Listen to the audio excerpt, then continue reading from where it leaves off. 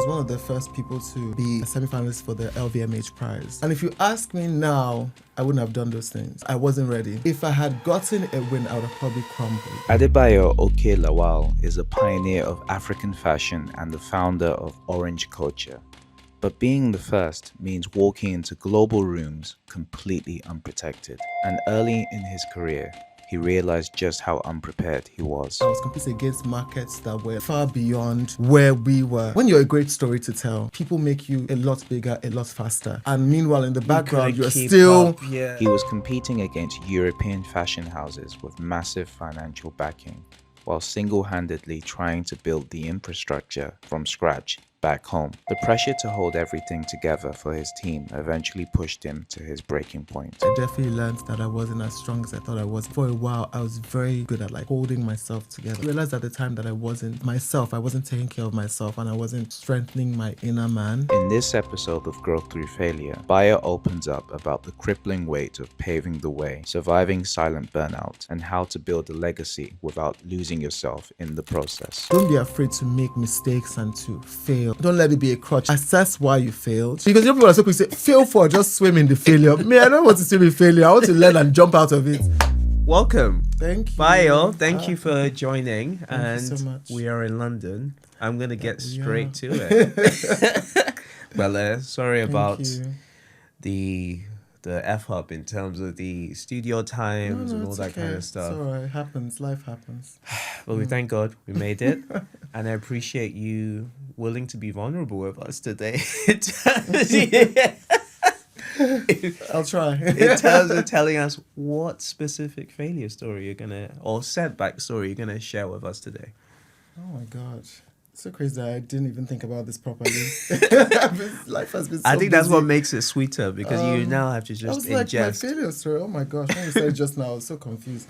But yeah, my failure story. What massive setback can you think of during this process? There's got to be one thing that I mean, I've had a lot of setbacks. I think if you...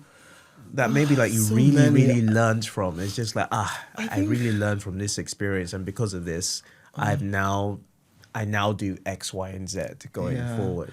I think the problem with me is that, and I'll say this, is that it's a blessing and a curse where I'm able to not look at setbacks as a mistake. I'm able to just be like, okay, yeah, this was a blessing. So I think one of the biggest ones was, and people will be so shocked by this, was that when I first started, I was very thankful to get really seen very early. And I mean You were there at the beginning, man. I was at the beginning, I got a lot of international press very early based on how the business was I was doing something that was fresh and exciting, and international people were like, oh my God, what is this guy doing? There's a contemporary vibe about it, all of that stuff. It also dovetailed with the rise of our cultural influence in terms of Afrobeats and everything. So it was all popping off. We were all but I think at that time I allowed a lot of I allowed the industry dictate to me a lot of things that I should do. So example, and I always think about this, people are like, oh my God, I was one of the first people to be semi-finalist for the LVMH Prize. Oh, yeah. And also the Walmart Prize, and also all these prizes very early on in my career. And if you ask me now, I wouldn't have done those things. And it's so crazy because everybody's like, oh my God, those are such big things. But it's also okay, maybe if I didn't do it, I wouldn't have known, you know what I mean? But I wasn't ready.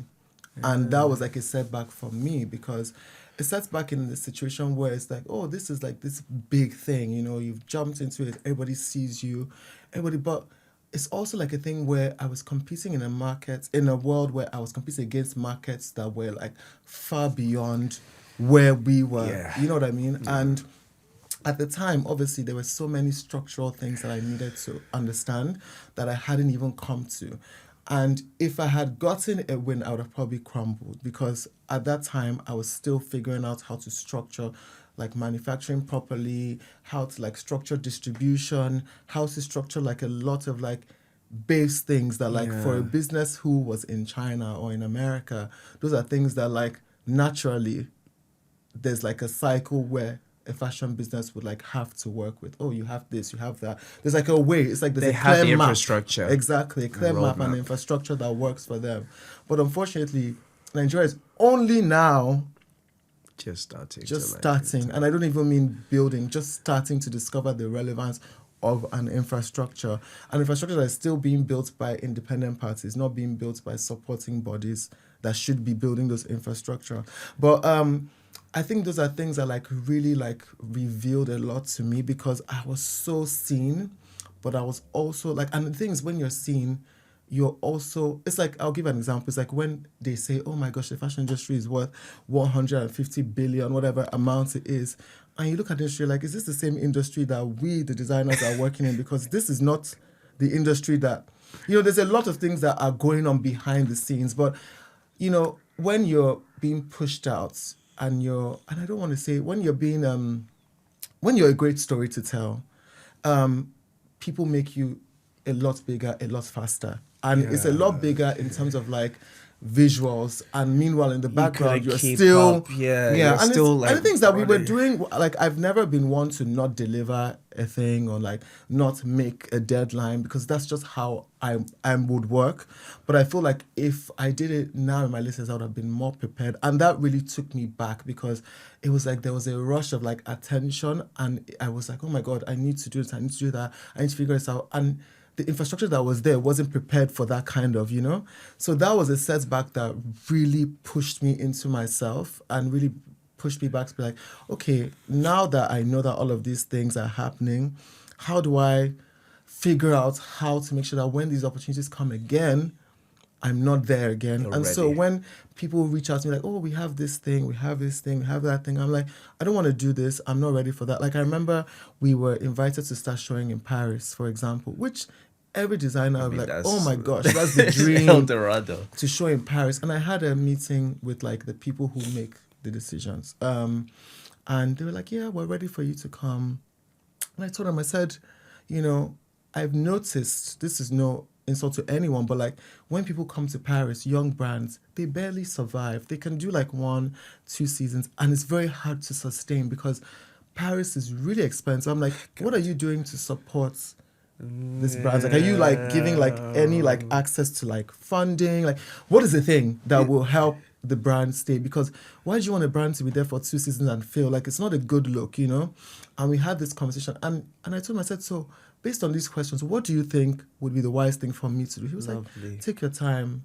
I don't think you should rush it. And he gave me very honest advice, like, take your time. I don't think you should rush it. It's true, you're getting this opportunity, but I'm sure you can come another couple of years. It's better if you're ready and you're like everything is in place for you to do it, because the truth is that you might not get the support funding wise. So it's better that you build your own funding, or you build your own name, you build your own network of sponsors who you then come with and then you push for. Because also when you come to Paris, you're not only having to be in one of the most expensive cities to have a show. Like when I say, people don't realize how expensive it is to have a show in Paris.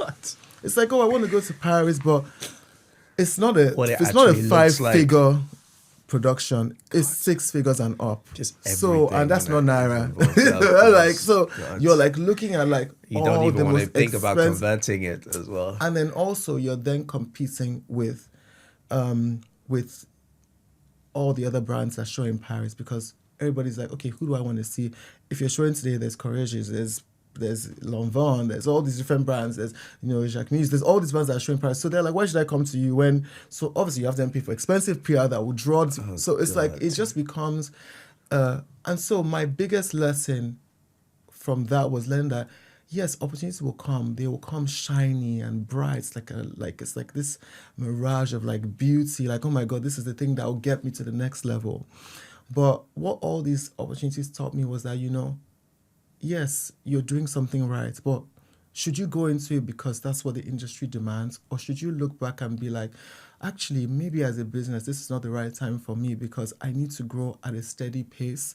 And I need to make sure that if I'm growing, I'm not spending beyond my means to look like what the industry wants me to look like. Because things that when you fail, They'll just say, oh, you failed, okay, sorry. And the people who write about you and say, oh my God, this African brand is showing in Paris, that's the people that write about your business failing. There's people that will say, oh my gosh, this brand came to this and failed after 2 seasons. Why? They'll do the think piece about why African brands are failing to grow, to scale, you know. And so I was like, you know what, I really need to step back and do things my way. People ask me all the time, oh, why haven't you done this? I'm like, I'm not ready to do it. Every other business might think this works for them, but as a business, I'm the one who is running. I'm the one who's seen what we did, what is demanded from. If you ask me, Americans are buying the most, so I need to do what will take me to those markets more. I need to focus on how to like maybe do things in Nigeria in a way that works for my. So those are things I need to think about. But also, if I'm doing a show, I'm doing a show that is invested in me as I am in them.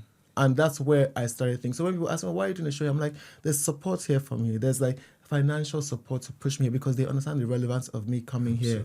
And so for me to leave my home to go in another country, I need to know that I have the backing, you know, to do that. You know what I mean? So I had to start thinking in a different way because when you jump on so many opportunities, you know, you're spending all this money and the fashion industry builds you to take from you. So if you look at the way everything is, you're paying for PR, you're paying for this, you're paying for marketing, you're paying for this, you're paying for showrooms, and you're a young brand, so you're paying so much to present your brand in a certain way. And people don't understand that it's very expensive to be seen as a fashion brand. You know what I mean? And it's not just African brands, it's every brand. Everyone. People are paying these bills constantly to be seen. And it's part of the job. It's not a bad thing. It's just part of the business. It just it's like is what it is. It is what it is. A lot of people are doing it. If So- you look at other industries, they're probably doing the same thing. But as a business, you have to look at yourself and be like, is this what I need to do right now? Exactly. Maybe not, yeah.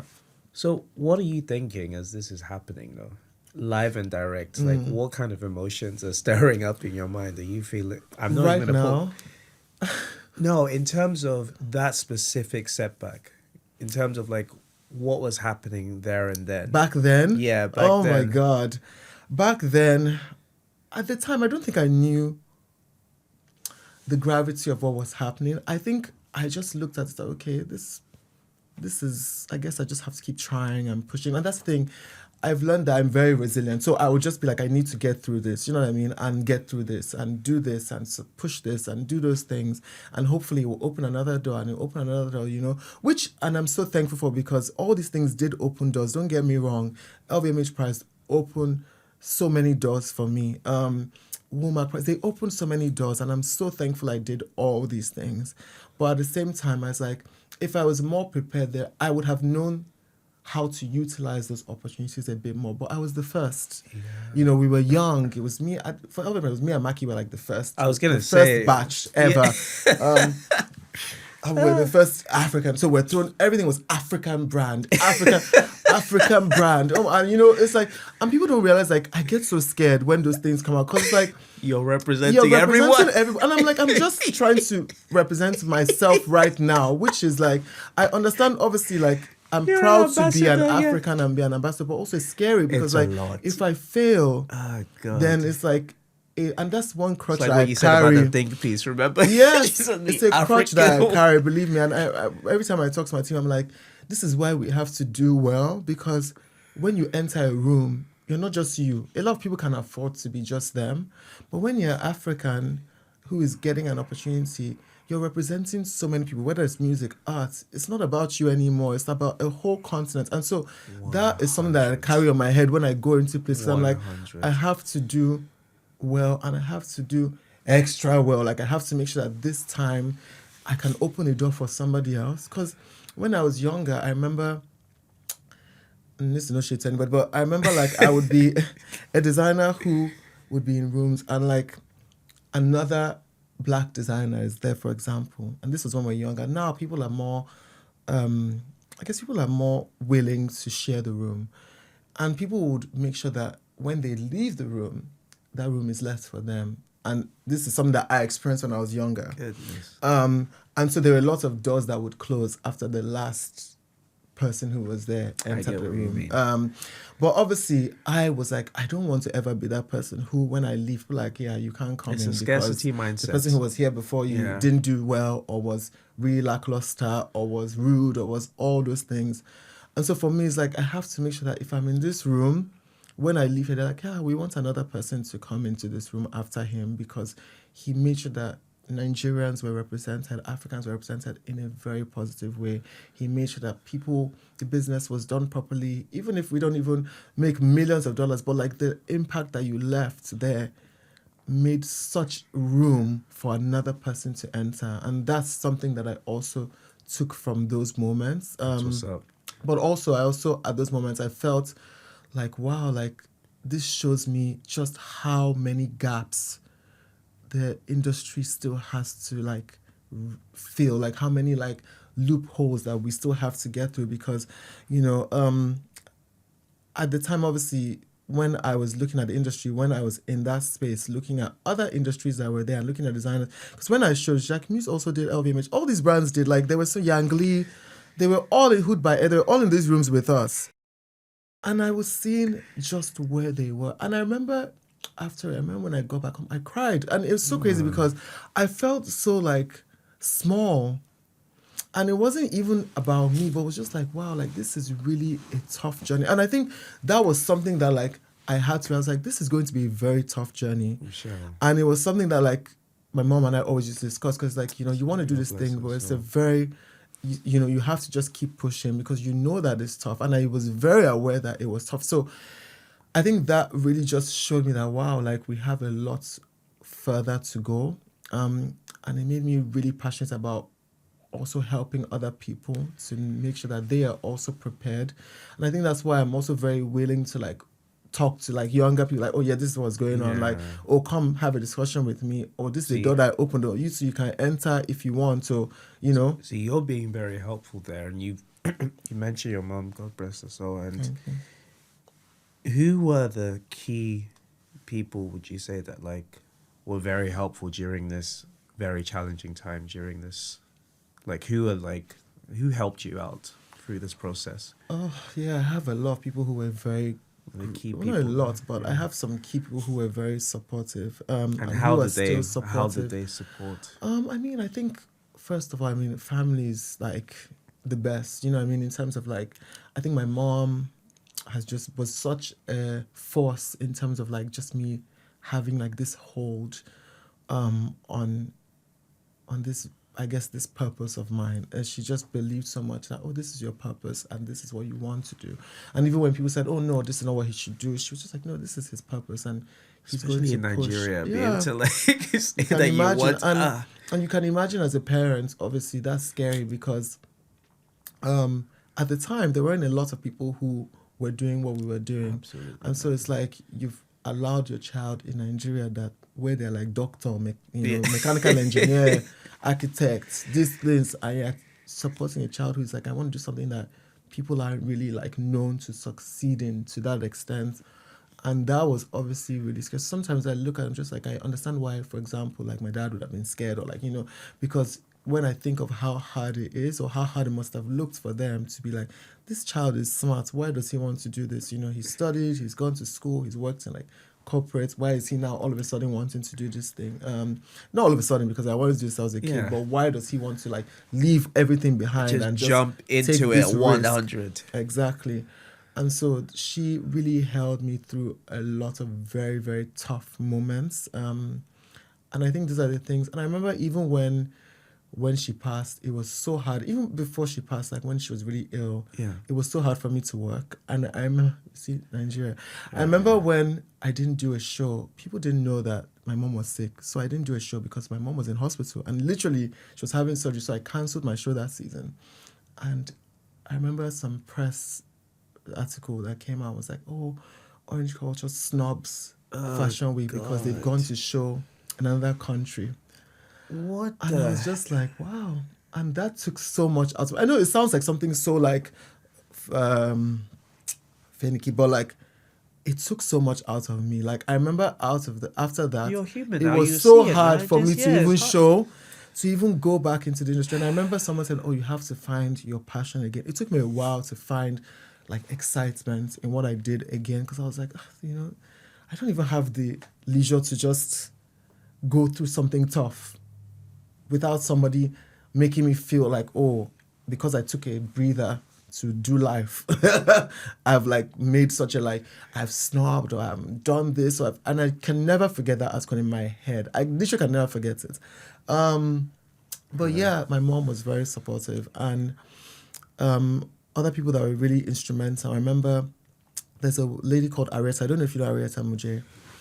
Arietta, at the time, she God bless her, she was such a supportive force for me. And Omoyemi Akere. Omoyemi is one of my...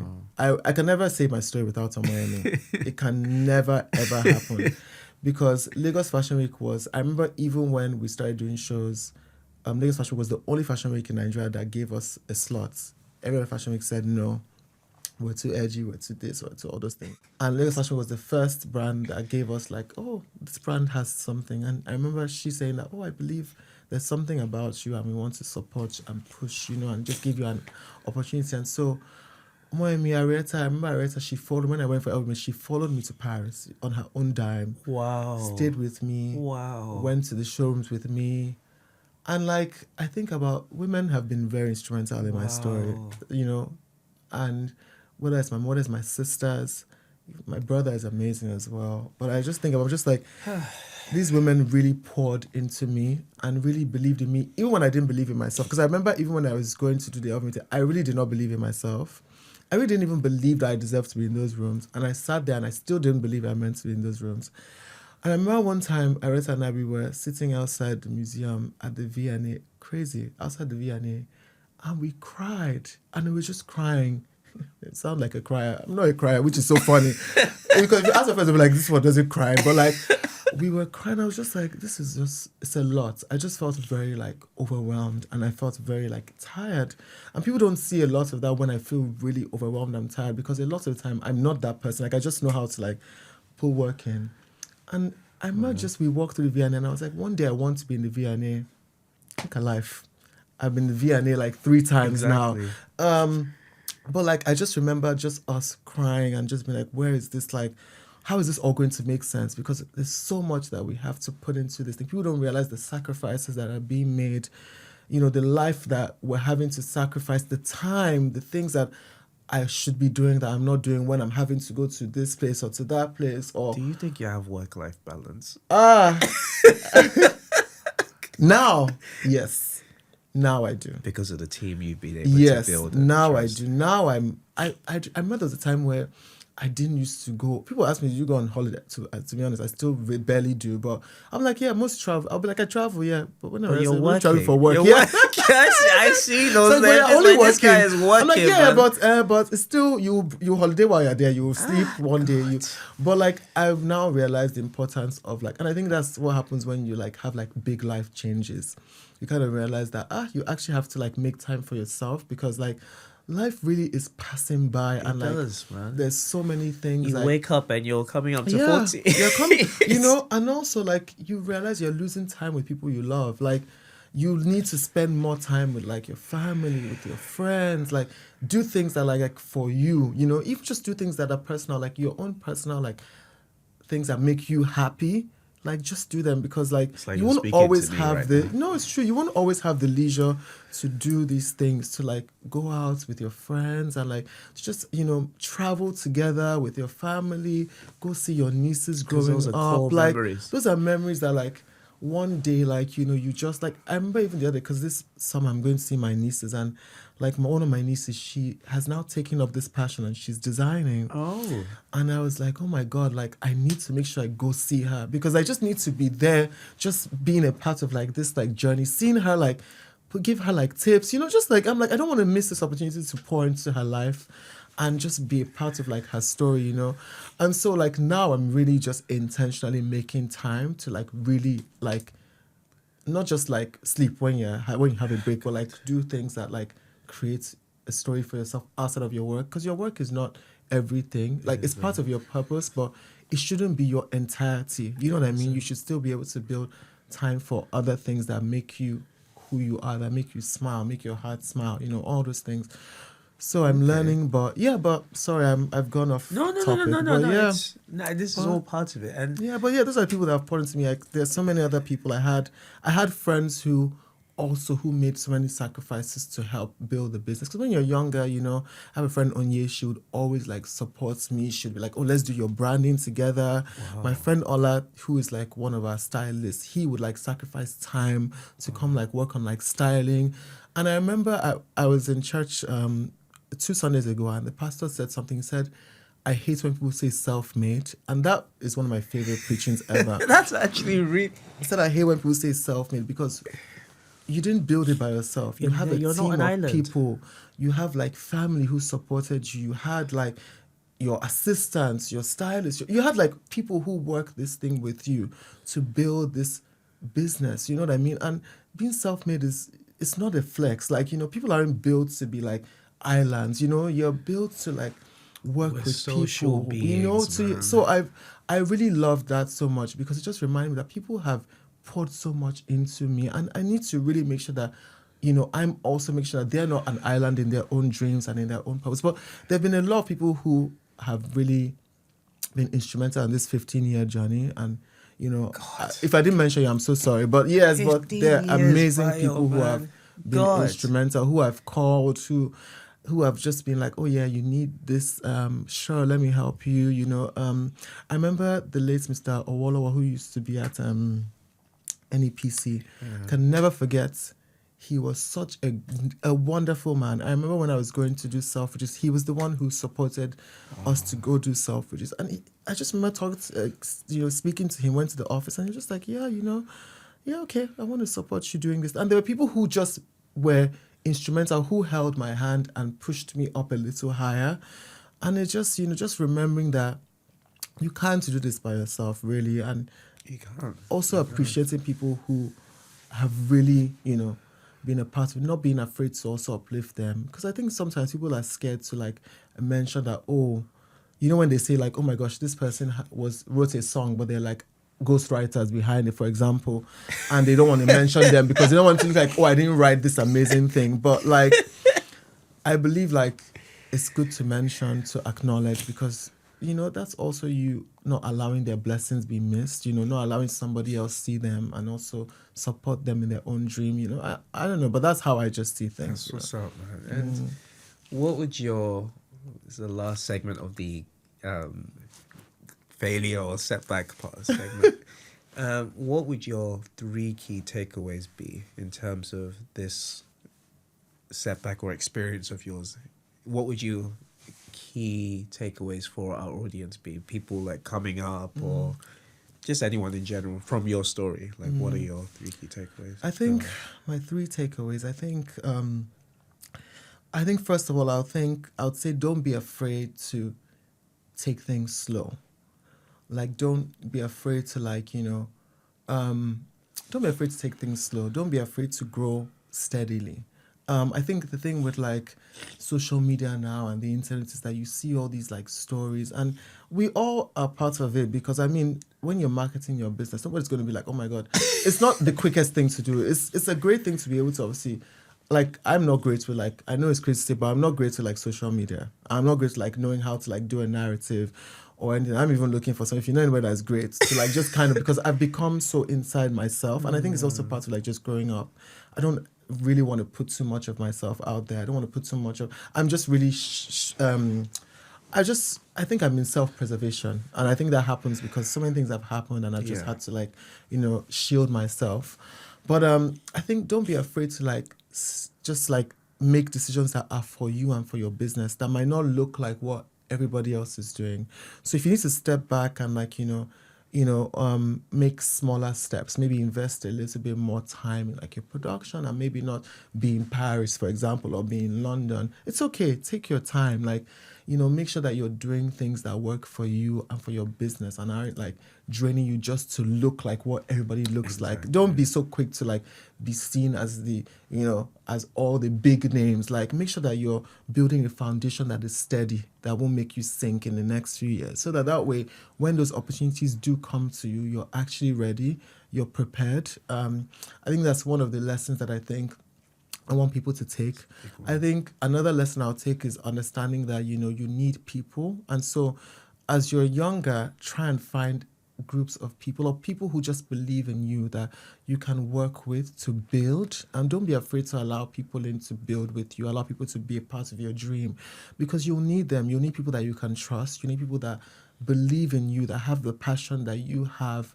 And you need people that also that that you know that have been a part of your journey over time, because they understand where you've come from and they understand where you're going. And so they also understand the need for you. When you say, I need to take a breather, they're also able to say, yeah, take a breather and do what you need to do. You know, they're not like, we need to be at the parties. You need to be at this person's party. You need to be in Paris tomorrow. It is because they understand that, yeah, that's not where you are and that's not where you need to be right now, you know. And that only comes with people who see you as a whole, you know, see you as an entire being, as an entire business, not just a brand, and not just a brand that they've seen on social media that has these many followers or these people or has dressed this person, and everything. And I think the third thing is understanding that, you know, I think okay, so I think what I'll say is this, is that I think in the way that marketing is done, and I think obviously understanding the wisdom of marketing, but this is what I'll say: don't be so quick to feel the need to dress everybody. And I will say this, I'm not saying this in a shady way. I'm just like, don't feel the need, I want everybody to be seen in my clothes. Just be a bit more strategic. You know, I think people need to ask themselves why they're doing things. And I think that's one thing that I'm learning more and more. Like, why do I need to make this investment in marketing through this person? What am I hoping to gain? Do I want to dress this person because everybody has dressed this person? Do I want to do this? Make more intentional partnerships. And I think that a lot of the time when you're a brand, you know, it's like everybody has to be seen in my clothes. And so you end up outspending yourself because you want everybody to see your clothes. You want to dress everybody. You want to be on every red carpet. So therefore you spend all your income dressing people that it might not really, you know, bring in the right audience, you know. And that's why it's good to know your audience. So you also know why you're putting things here, why this person is dressing this person, why this person, you know. You need to also understand all those things, you know. And I think that sometimes and that's why I say be careful how the industry dictates your journey, because when you see what people are doing, you're like, I need to do exactly that, but you can't see behind the scenes. You don't know what they're sacrificing. You don't know the machines that are moving behind. And sometimes people are like, oh, you know, there's this. I'm like, this brand, for example, has infrastructure where maybe every year they're getting a grant. They're supporting their business. Or there's factories that are there. Or maybe the government is investing in them, or they're backed by a financial body or something, you know. You just don't know what's Are you on that level yet? You know, so at the end of the day, like, just also maybe step back and be like, okay, maybe this is not my moment, you know.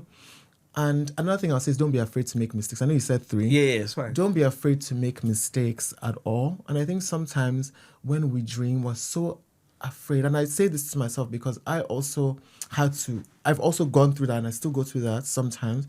Don't be afraid to make mistakes and to fail, because those are the things that really, really teach you. And I'm not saying go in failing, no, but like all that fail forward. I don't believe in that stuff. But like, no, but it makes sense. Let me not say that. But like, I'm saying don't willingly fail forward. Like, don't be like, I know it's going to fail and I'm going to jump in so I'll learn.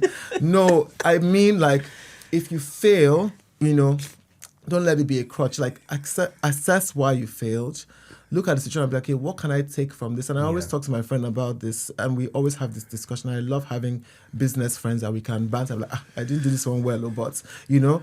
And so when you feel like, really sit down and be like, okay, and I journal. So write why you think you failed. Why did I fail this thing? What did I learn from failing this thing? And how do I hope to be better after failing this? Like, what are the things I'm going to do to make sure that I'm not back in this failure again? So that's the fail forward I like, not the one where they say, because people are so quick to say, fail forward, just swim in the failure. Me, I don't want to swim in failure. I want to learn and jump out of it. Exactly. So in that situation, so that's something but don't now, I'm not going to do it because I'm going to fail. Because I know people who their dreams are being buried because they're so afraid that they will fail. Like, it's like, I don't want to do it because, I'm afraid. I don't want to do this. I don't want to invest this money because I understand. But like, you only have one life, so don't not do things because you know that you are so afraid that in the future you will fail. Just try it out, even if it's small, slow. Try it and see how it goes, and then from there, yeah. Thanks, Those man. are my This is very, very good lessons, guys. I'm looking at yours. Sorry if I'm a bit incoherent, but no, it's solid. And now I'm gonna go to my rapid fire questions. Oh my god! Yeah. So we're gonna make it rapid. Now, what's a book, if any at all, you'd recommend to anyone, or why? Oh my god, guys, that's a terrible question to ask me. Because we can actually move on to the next one. A book that I recommend. Do you know what I read? In terms of a book, I'm a crime and mystery. I'm not a business book person. It doesn't have to be business. Like, why? We're trying to get to know you now. I'm an Agatha Christie head. Oh. So, like, the other day I went to this place and they were selling, and I called my sister because we both love Agatha Christie. And I was like, I found this place where they sell, like, Agatha Christie that you will never find anywhere else. And so that's what I've been reading. But it just basically gives me, like, an escape. I love the idea of, like, reading these books of, like, whodunit. I don't know. It just, for me, it's like an escape. Like, when I'm traveling. Like, do you watch those crime series? I love a crime series. I love a suspense. Do you watch reality ones? Yeah. Of course. I love to watch somebody who, that starts with her mother was killed.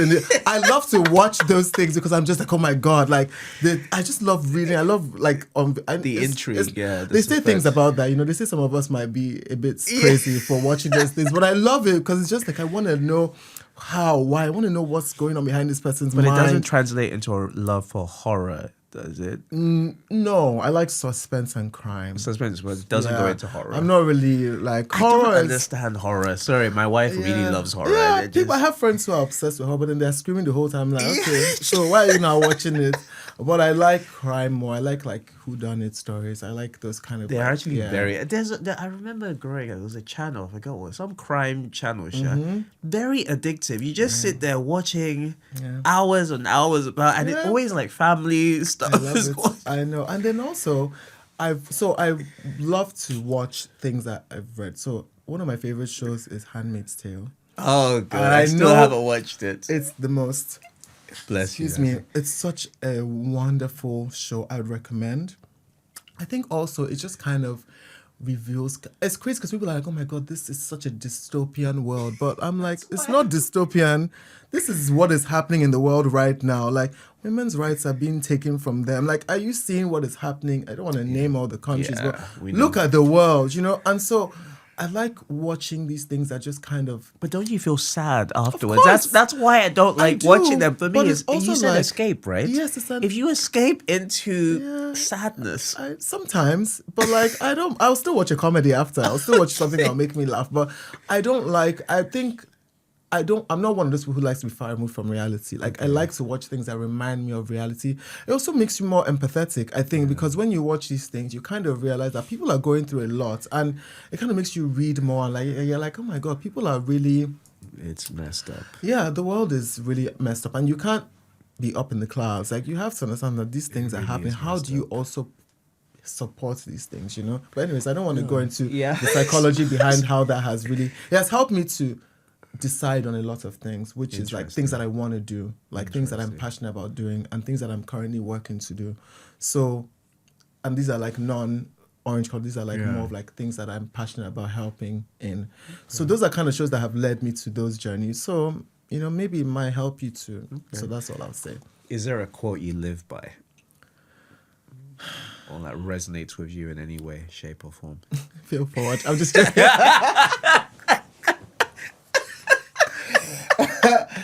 Oh my gosh. God. No. A quote that I live by.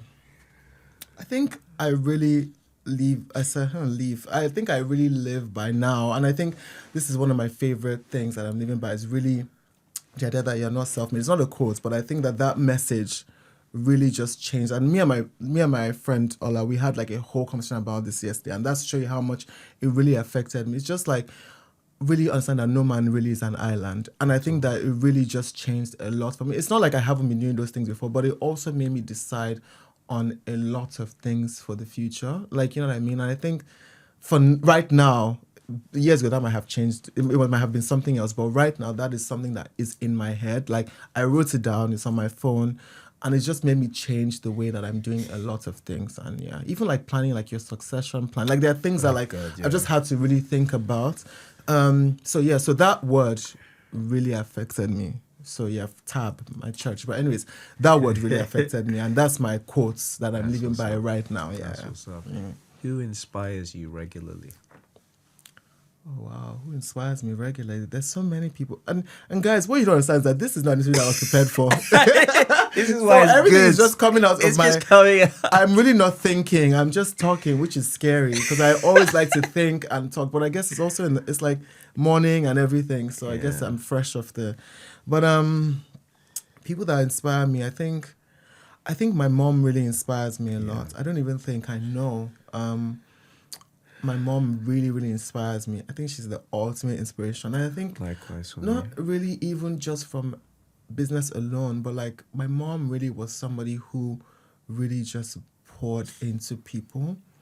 Not only did she pour into people, she also led a life where she left such a positive impact in people's lives. And I think that's something that I thrive or I strive to do, to make sure that every opportunity that I get to interact with people, that I'm making sure that I'm pouring into them positively and leaving an impact behind.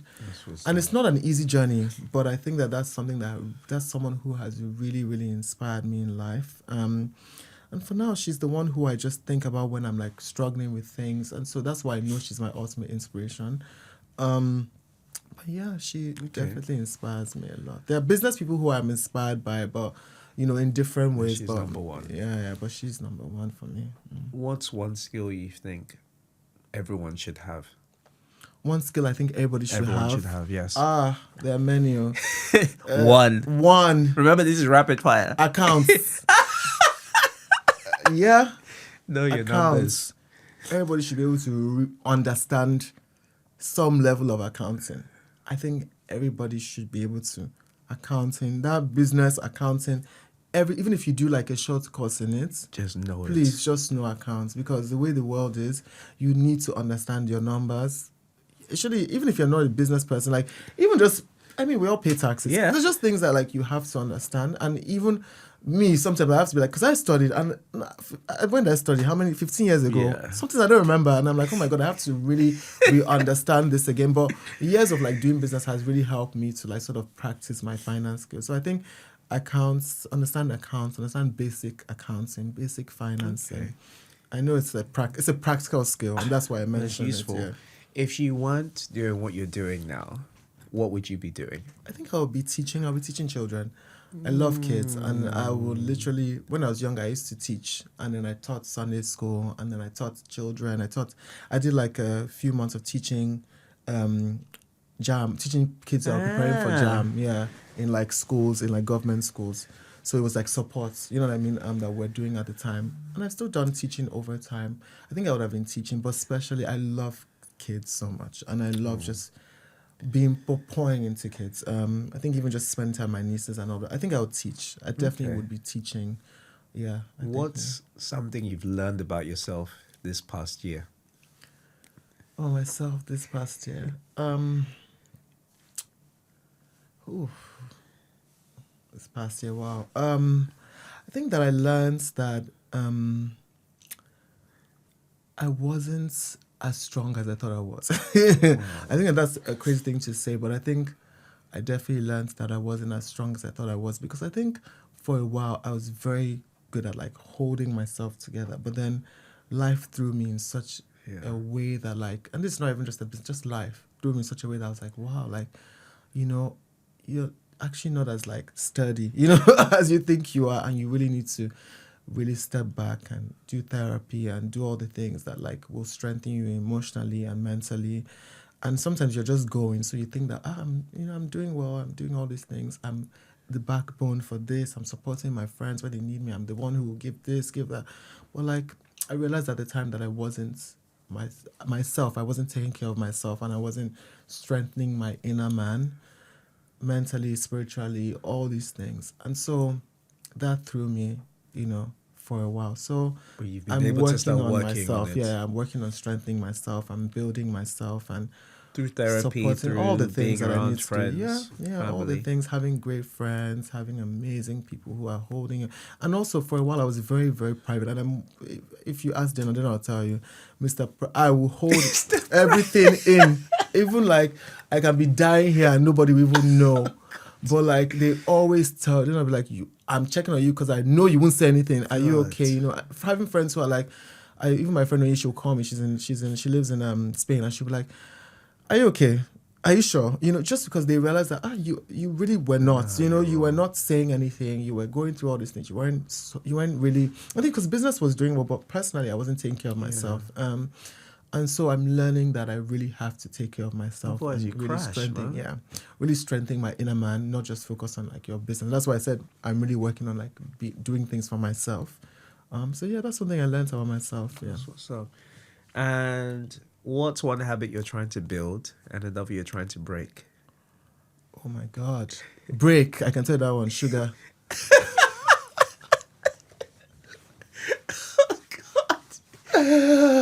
Sugar. God. Guys, I love sweets. I've And actually stopped drinking. I stopped drinking in October last year, but now I've replaced it with a lot of sugar. I think it's people like us that don't drink, because I barely drink. I started drinking when I was 25, and even then, I still barely ever drink. So I think sugar really, like when I'm working, Haribo's, like, Oh my God. I would just be like throwing those things in. And it's so funny because I work out a lot. So in my excuse, I'm like, I work out all the time. So that's your the sugar is burning. But then as you get older, man. so now I'm really like, the last 2 weeks I've barely eaten sugar. Like I've really changed. I'm working on it. So sugar is one habit. I know it sounds crazy because that's such a thing, but it's an important habit because you have to take care of your body, you have to take care of your mind and everything. That's one habit I'm trying to break. There are many other things, but you said one, so that's the one I'll give you. And to build a habit that I'm trying to build. I think I'm trying to work on more on my spirituality. I think that's a habit that I'm trying to really build. Really focusing on like really just building my spiritual man. How do you do that? I think just more through prayer, more through like, pouring into myself, going to church more, doing a lot of things that consistently, exactly. Also building relationships that also help feed into my spiritual life, which is, it's hard because obviously, actually the industry I work in is not a very spiritual, industry. So a lot of people are not really into that. We're here for the fun time, and so, so that's something I'm really, really pouring into. And especially for an industry like mine where it's like very like, substance heavy. I interviewed somebody who's in the Nollywood sector, and he was also big. I've known him from my church days since I was like 7 years old, and he's been consistent with his faith since. Oh, wow. And I'm just That's like, impressive. he's an island in that place. No, that's really good and he's got a him. wife, That's kids, amazing. everything, and he's just been himself. And I'm just like, how have you been able to be you in that world? It's not easy, and nobody's. And I think also I had to learn that like to chase a spiritual journey doesn't mean you have to be perfect to chase it. So I'm still making my mistakes. I'm still learning, but at least I'm like trying. You know what I mean? I think that's the thing I had to really be like. I have to consistently put in the effort to like try and like to like work, because the thing is like you can get very distracted. Sure, the industry is very like light. It's very like, oh, you go to a party, it's like, oh my God, everybody's doing drugs, everybody's doing all these things, and it's so casual and they as make well. you feel like you have to play it. I remember one time I was having a talk and they were like, oh, when you go to things, you have to play the game. I was like, but I don't want to play. I don't want to do drugs. I don't want to do those things. Like, that's even one of my biggest advice. Don't do drugs. Please don't. I know but please don't, because I've seen so many lives derailed and destroyed and because of drugs. So please, if you can, just don't do it. But like just having and I think the thing about having spirituality is that, or trying to have a spirituality, is that it just gives you some sort of like focus, and it gives you something that like sort of guides your decision. So it's like, I'm not doing this because I'm working towards this. It just helps me sort of make a lot of decisions that maybe normally I would have been so reckless about. And I think that's why I'm really focused. As I get older, I really want to make sure that there's a framework that's helping you become a better person. And I think spirituality You're in really this speaking to sense me is on that. helping me. Yeah. So I'll just say that. Yeah. Thank you. If you could have dinner with a figure, dead or alive, a historical figure, who would it be? Oh my God. If I could have dinner with a historical figure, dead or alive. Let me think about it. Obviously, I don't want to say the emotional one. I want to say one that's work related. So I would say that if I could, I would actually sit down with like either Virgil or with Karl Lagerfeld just to like hear like, maybe not Karl actually, maybe more with Virgil. I Okay. think because I want to kind of understand obviously what his journey. He was a black man, working in this industry, building, and it wasn't easy because obviously there are a lot of things, and even I, for example, there are a lot of things that I saw. I was like, oh my God, why would he do that? Well, there was just a lot of things that, as I look at, I'm like, wow, it must have been very difficult for him to exist in that, in that industry at the time. And I would just want to know just how he was able to survive it and how he was able to navigate things. I think he would be a great one to sort of like speak to. Yeah, And even Carl as well, maybe. Yeah, I would just want to know, because I think it's hard when you're building in the fashion industry. So I think somebody in fashion who has been there, who has had really tough things happen and has been able to still come out of it and build, that would be the thing that I think now I would be able to utilize as a business. Yeah. And the final question is, what does success mean to you?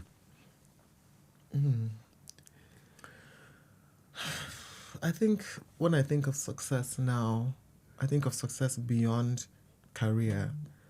And I think of success as impact. I think of success as like supporting, building, and not just yourself, but building other people through your talent, through your dreams, through your passions. I think of success as like making sure that there's a legacy that comes after you that benefits from what you're doing. And I think that's why I said, the idea of like, no man is an island is really important, because I realized that when I looked at a lot of like African brand history, a lot of brands that came and were amazing, they don't exist anymore. And like there's just nothing. Like you see like they're closing museums, but like where is like the generational like succession, what is happening that helps these businesses like continue after. And I think that that's something that is really in my head as to how I want to build my life over the next couple of years, over over time. Decades, And I think that's the success for me, being able to build generational blessings through my talents. And I think that would be it. But also building my community and pouring into people. And I think also still finding time to be able to have a life for yourself. Because I think people, there's this generation that we're in, we've glorified this idea of being busy all the time. Like it's like I have to be so busy, so unreachable, so untouchable. I don't want to ever be able to reply my message. People purposely leaving their text for 3 days because they want to form that they are busy. But like, I don't want to be that kind of busy. I want to be able to still like live. I want to be able to still like enjoy life. I want to be able to still like spend time with my family. I want to be able to take trips with my siblings. I want to be able to do those things. And to me, that would be success, where I know that I can build a company that allows me and affords me to enjoy and still live and have a life. And that's what we miss. So those are the things that I want. I don't know about everybody else. Some people might say, I remember someone told me one time, I said that, because I don't work on Sundays, I'm lazy. Well, that's for you. I want to be able to not work on Sundays. So, I want to be able to not work on Sundays. I want to be able to like have a life that I will enjoy, still while I'm succeeding in all the other ramifications that I've mentioned. So that would be success to me. Yeah. Thank you. We're there. That was wonderful, man. Thank you. Thank you for listening to Growth Through Failure, where we overcome failure one story at a time. Enjoy the episode, then like, subscribe, and share with your circle. Remember, failure is a stepping stone to success. So stay resilient, stay curious, and embrace the power of failure.